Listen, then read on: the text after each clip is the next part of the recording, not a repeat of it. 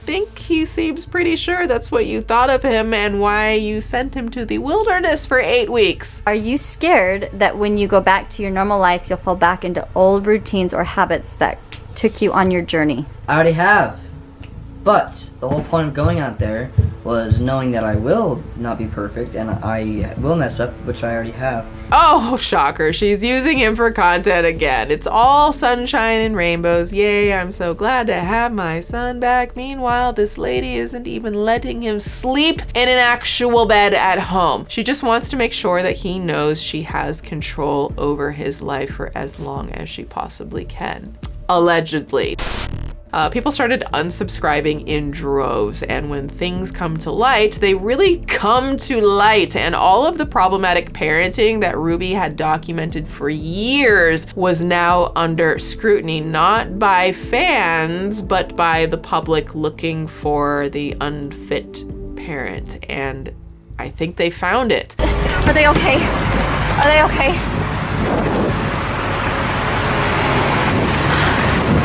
Are you okay?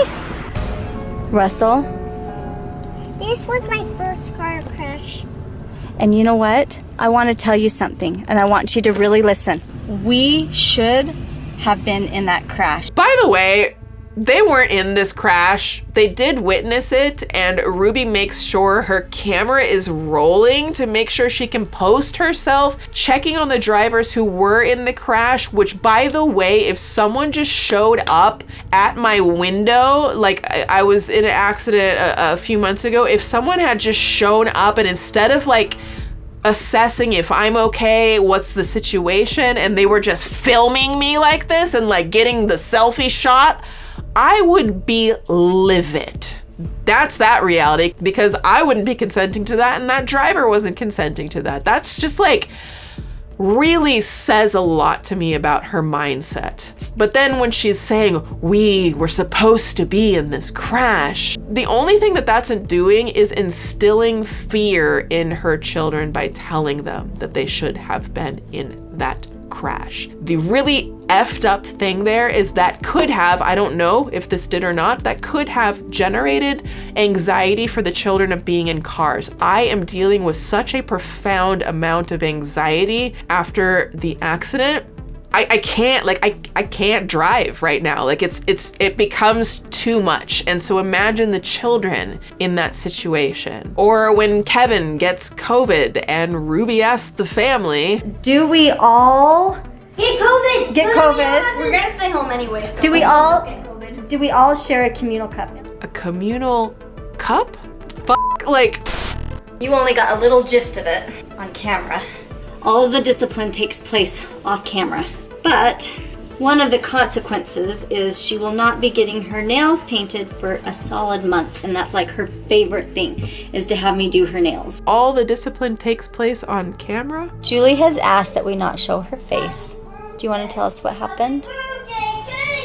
And while the channel started to just kind of like dwindle away, Ruby and Kevin defended their parenting. Long before we started YouTube, there were a lot of behavioral and emotional challenges that we were dealing with our kids.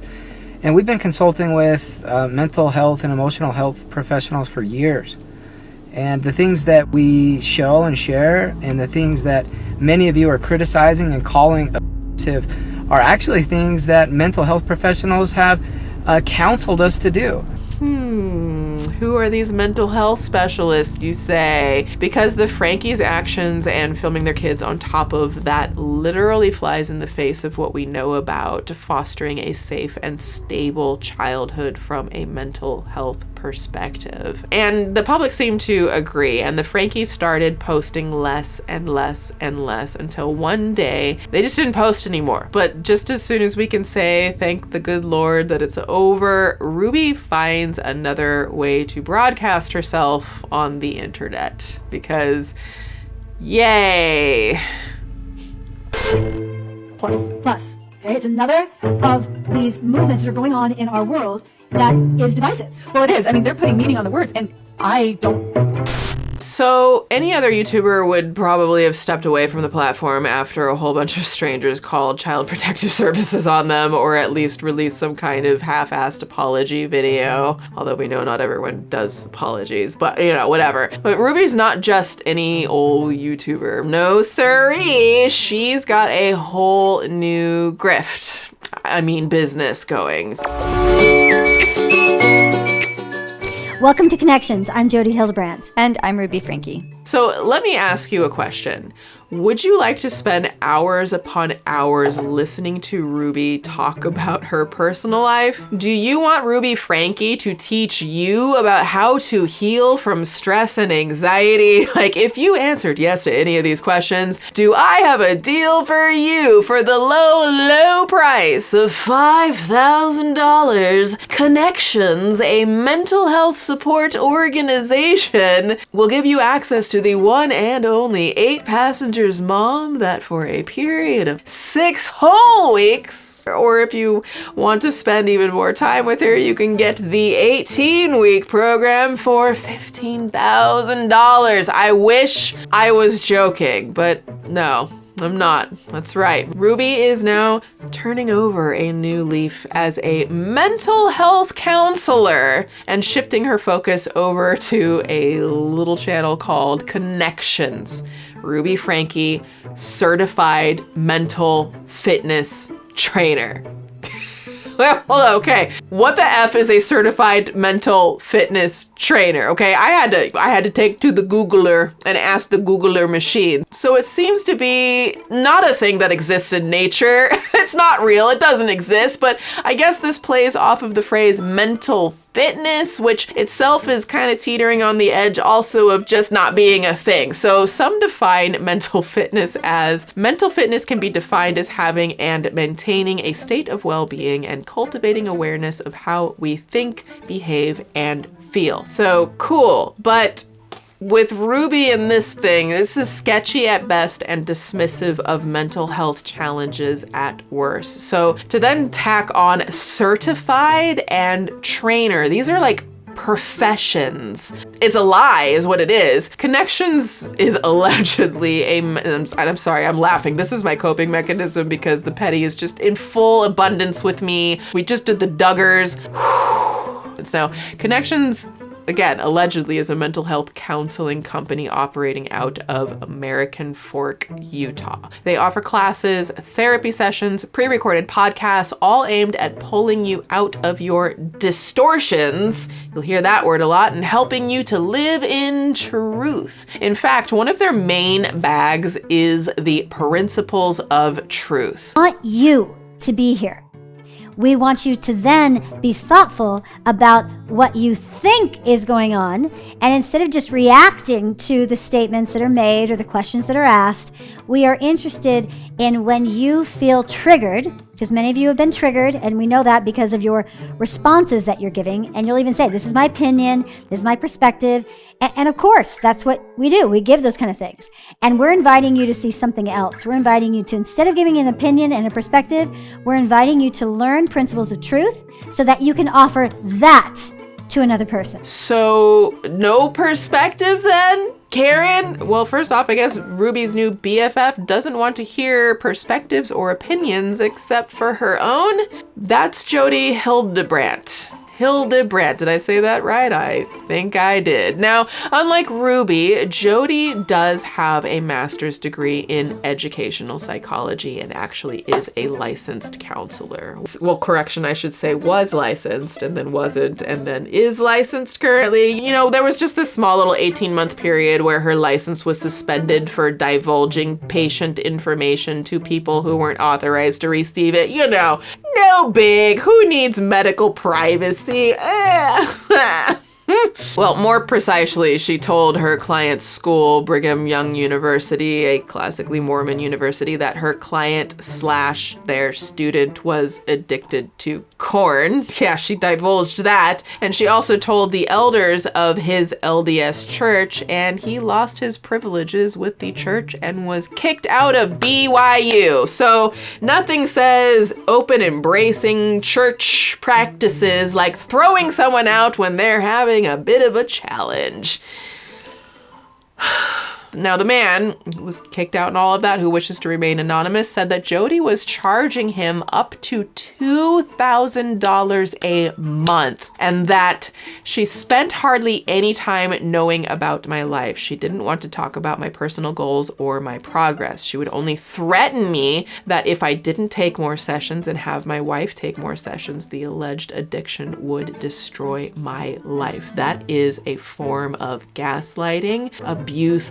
I'm feeling a little elements of coercive control, almost blackmailing, right? That's some ugly, foul shit if that is what was happening. Now, imagine, like, that's some cold ass shit for a counselor to go to your church and your school when you are supposed to keep these things confidential. You're legally supposed to, you have to. But I'm sure that Jody knows best, so why let some HIPAA laws get in the way?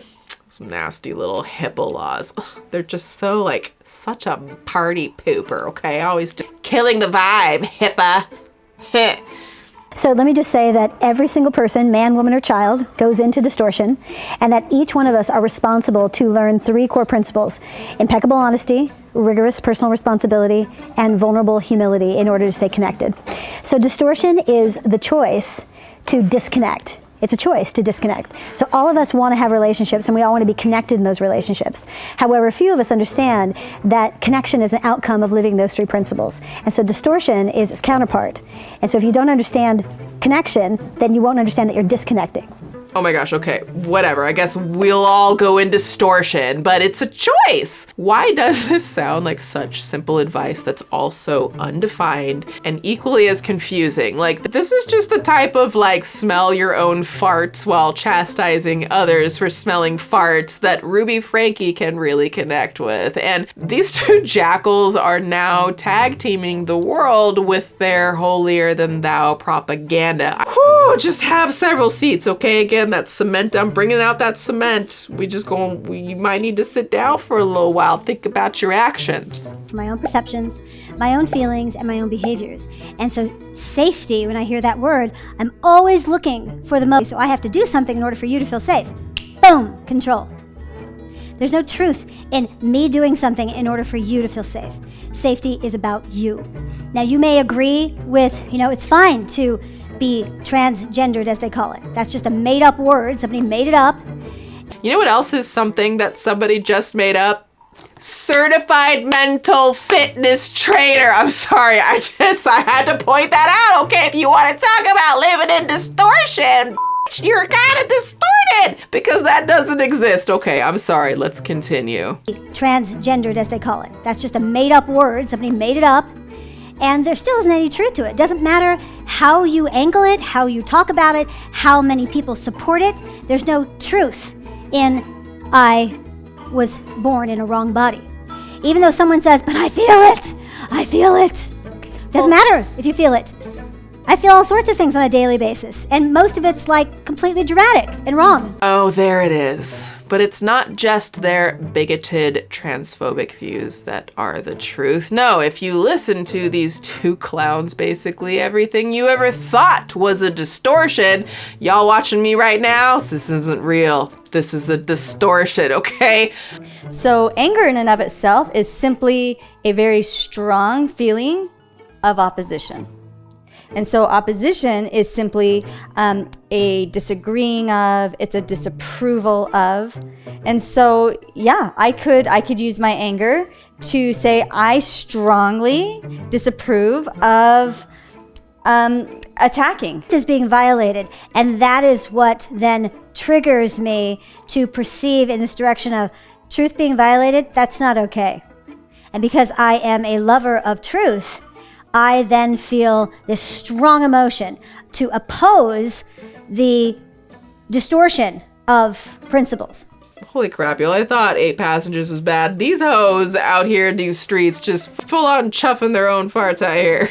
But like, What are we really doing here? This woman plays God. She sets her clients up to depend on only her so she can keep collecting your money. She reminds me of the abuser in an abusive relationship. She isolates her clients by setting up unrealistic expectations so they believe all of their friends and family are toxic, leaving them to only depend on her and her support. That is such an astute review that this person left, and it's right on target. You know, so I see the old manipulate them into needing your paid for services forever routine, right? I wouldn't trust this company. They use brainwashing tactics to manipulate you. They intentionally make you feel bad about yourself and use slander. Please stay away from this company at all costs. They are a scam. Scam, you say? Are you sure you're not just living in distortion? No, but seriously, this is like, actually, you know, all jokes aside, this is serious, and this can be really damaging to people's lives, especially people who are dealing with mental health challenges, who need an actual professional to help them. The things these women say are nonsensical. They throw around buzzwords like truth and distortion in a rambling word salad and never end up really saying anything at all. They will ruin your family through mind control. They don't want you to think for yourself and critically think. They want to shelter you. They are an actual cult. An actual cult. So let's go back and hear about their core principles of truth one more time. So the core principles of truth are about learning how to be honest, learning how to be responsible. Responsible for what? Your own perceptions, your own feelings, your own actions. So perception comes first, then you have an emotional response to a perception, like you're creating that. And then you take your perception and your emotion and you then go act with it. And so as we're getting comments back, people are perceiving not a truth. You're not hearing what we're saying to you. We're inviting you to be responsible for what you're perceiving. And we're asking you to be responsible for your action, which is your typing. I'm going to react to this person. And here's how we will know if a comment is coming towards us in truth. There will be curiosity in your question. You will say, help me understand. You will say, I used to do this, and now I can see truth. Anyone who is actually practicing living principles of truth does not attack, does not get defensive, does not blame, does not say, well, sin is sin, it's okay. They don't do those things. And so if you hear in your mind that you're getting reactionary and you want to come at one of us and you feel like that's wrong, you are in classic distortion. So what she is doing is formulating what has the structural basis of every type of cult. But instead of basing it on religion precisely, she's framing things as truth and distortion. And Ruby is full in because it creates this defense that excuses her from having to take any personal accountability for her own actions with her exploitation of her children and her family through the 8 Passengers channel and all of the things that we've seen her put her children through without their consent and got called out for. If you ask me a question, you must ask it in a certain way, show curiosity, which doesn't enable a person to give actual criticism or critique or show concern for the very apparent harm and exploitation that she has done of her children. It creates this kind of bubble around herself and setting up, you know, a preemptive defense strategy to where anyone who says this is harmful or this is dangerous or this is concerning or confusing, unless, you know, I phrase it in some curiosity question, then there must be something wrong with the people who are looking and calling for accountability, not them.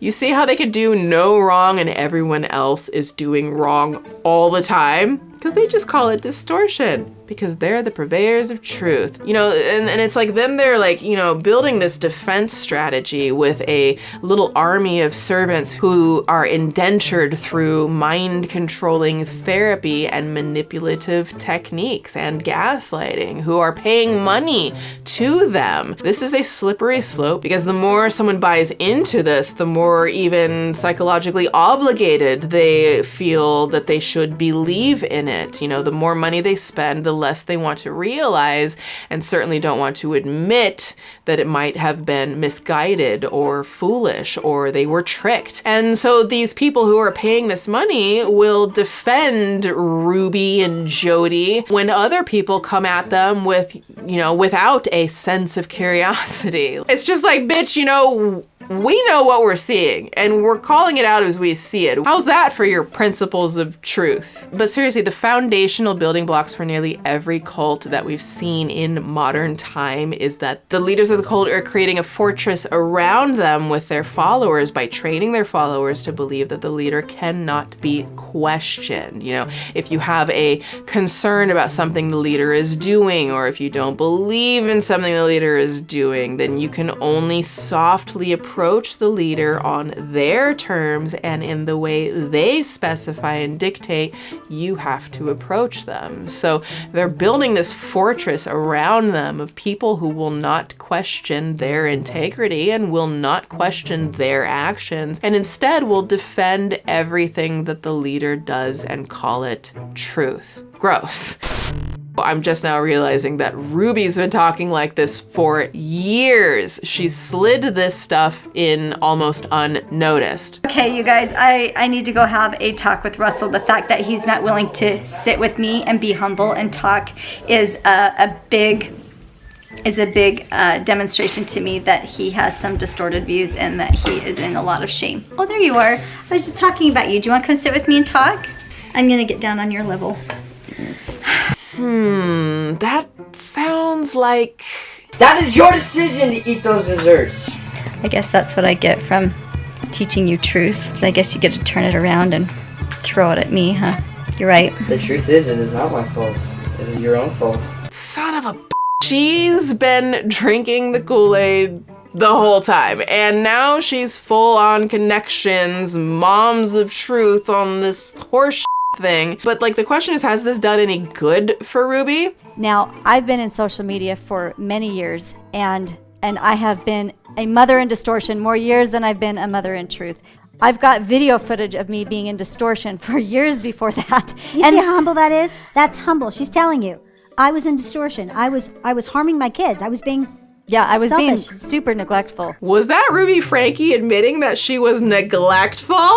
Well, no, Judy really shoved that in there. Like, Ruby wanted to keep it at mom in distortion. I was a hugely disconnected, selfish, aggressive, neglectful mother. Entitled. I wanted my kids to be happy, which AKA translated into, I want my kids to get off my back. Because I want to do what I want to do. I want to be able to go to Target. I want to be able to shop. I want to be able to have a moment of silence where I can just think. It was all about me. What? I'm sorry, what the hell is going on around here? Like, did I get all of this wrong? Is Ruby taking accountability and actually wants to change? Life. We're at war. This isn't a phase. People are being wounded. My children were wounded. They were hurt. Their souls were killed. The stuff that I allowed into my home killed their spirits, and it has taken... You wonder where I've been on my vlogs? You wonder why I left YouTube? It's to save my kids. No amount of money. And I'm telling you, I was making millions. And I left it because my kids were being hurt. With entitlement, they were being hurt with people's advice, and they didn't have a mother up the front saying, I don't care what the world's opinion is. This is the truth, and this is where I stand. And fortunately, I had a chance. I had them in my home long enough to do it, and I'm not going to lose them. I almost thought that she was going to say what we were all thinking, but instead of taking accountability for her filming her kids and her putting them on the internet and the horrible mothering she did through her own disciplining, she blamed all of what she allowed to come into the home. Bitch, you were right. It is your fault, but not because you let something in. It's because you captured their childhoods and put it out. You invited millions of people into your home so that you could invite that money into the home. So what's really going on now with the Frankes? Well, it seems like they are coming apart at the seams. I know, who could have guessed, right? People have warned Ruby and Kevin for years that once their kids turned 18, they may want to get away from them, and so far, we're 1 for 1. So Sherry left for college and has been confirmed by Ruby's sister that she no longer talks to her parents. Sherry has liked several online comments trashing Connections, eventually posting this herself. I know that there are many rumors circulating online about my family. While it is true I am not in contact with my immediate family and don't support the extreme beliefs of Connections, please remember that this is my real family. And while husband Kevin was also featured on Connections online materials after the 8 Passengers channel went dormant, Kevin has been absolutely scrubbed from anything Connections related. Little trouble in paradise? Yes. It seems that Kevin has also had it with Connections, and he and Ruby are currently separated, and Ruby also ditched her wedding ring on all of the Connections content. What about Chad? Well, remember, he's the one who Ruby took away his bed for 7 months and had to go to the wilderness camp. He's also estranged from Ruby and living with Kevin. And yes, these posts have been corroborated by multiple sources now, including some of Chad's friends. It's, not just speculation. Ruby has also chosen to cut off her own sisters because of Connections. It's like this thing that Ruby just will not face. She will create a distraction, a distortion, so that she will not face her actual BS. Like, she absolutely refuses accountability to the point of faking accountability into trying to trick people into thinking she's holding herself accountable so that they could sell these $5,000 a pop things. Wounded. My children were wounded. They were hurt. Their souls were killed. The stuff that I allowed into my home killed their... But in reality, or in truth, I should say, Ruby is living in distortion, where she is not accountable for seemingly anything. And her 2 oldest children don't talk to her. Her husband separated from her. Her own sisters refuse to talk to her, yet she's the one out here platforming marriage and family advice? What advice are you qualified to give, Ruby? Besides how, not to do it? Ruby, okay, listen. It's sad. It's sad for the family. I think a lot of this falls on her shoulders. We're actually interested in helping you understand principles of truth so that you can govern your life from a base of being honest, responsible, and humble. So even if Ruby finally admits that she mistreated and neglected her children, but for all the wrong reasons, who is actually looking out for them? What are the psychological and sociological effects of having your entire life broadcast through your insufferable mom's lens, every moment forever rewatchable, unerasable fragments of you freely given to anyone who wishes to see? And what is preventing another Ruby from coming along and doing the same thing to their children? I mean, there are lots of them who are doing it actively now. And what about the money being made from these kids' lives? Are the children not entitled to that money? Ruby said she made millions. And I'm telling you, I was making millions. You were making millions, or your kids were making you millions? So again, who is looking out for these children like Eve, the 8 Passengers' youngest, who has literally been filmed and monetized by Ruby since her birth? Child, I need a whole massive pile of kitties to just come cleanse my spirit in the waters of Lake Minnetonka, okay? Oh, the babies, they really reduce that stress. They're just the cutest things. Remember, you can grab your Petty University apparel. We have many different styles that is linked below, and join the Petty University community. A couple of Twitter shout outs from my last doc, The Downfall of the Duggars, and oh my whole grain, the audacity of that family. Wow, if you haven't seen it, it is linked below. It will blow your mind what these people have gotten away with, and we really dig deep into that. So the first shout out goes to Ginger Snap, who says, "This was the doc that I didn't know that I needed. This is proof that the family you're born with is not always good for their children. I unfortunately relate to some of this story, but I'm so happy that Spanky V, that's me, always respects the survivors in these. I appreciate you, Swoop. Thank you so much for those kind words. And I'm glad that you got something out of it. And I hope whatever it is that you have been through in your life, if anything is remotely similar to the Duggars story, then I wish you nothing but healing, because you deserve all good things. Second shout out goes to Beard Owl Podcast, who says, just found this YouTube channel today from someone else's retweet. Watched this whole thing because I'm low-key obsessed with this train wreck. I am 100% subscribing and checking out everything else on this channel. Super informative and entertaining. Thank you so much, Beard Owl. And that just like brought me all the way back. I actually met, this is such a random story, I met Weird Al at the Grammys a number of years back, and like I had my like long curly hair going, and like he's got his long curly hair. We took a photo together. I'm gonna try to find that photo because like your Twitter handle just made me remember that I had that experience. It's so random. If you want to be my next Twitter shout out, make sure to follow me on Twitter at SpankyV, linked below, and retweet this video right here. Also, follow me on Instagram at SpankyValentine, linked in the description. I have a new goal to finally hit 100,000 followers, 100,000 of us petties joining together on Instagram so I can feel like a real creator and we can continue expanding our community. Seriously, I've been doing this for so long. It is a big goal of mine. So like, yeah, if everyone watching followed me there, we would hit 100,000 followers in a day. So will you help me reach my Instagram goal? I would so appreciate it. Be sure to check out ExpressVPN and get 3 months free by tapping my link in the description, or go to expressvpn.com/swoop and enjoy all your favorite new movies and shows. Be sure to check out HelloFresh by going to HelloFresh.com and use code SWOOP60 for 60% off plus free shipping, and treat yourself, honey. You deserve it. On another note, it was not my idea. It was the kids. I've said this before, but I have a love-hate relationship with the word influencer. I think it is amazing for the potential it brings in sharing education and resources and genuine realness about our lives. But at the same time, it also gives shitty people the sense of empowerment to where they exploit practically everyone around them for the sake of views and profit, with no consideration to the potential harm they're doing, even to their own family.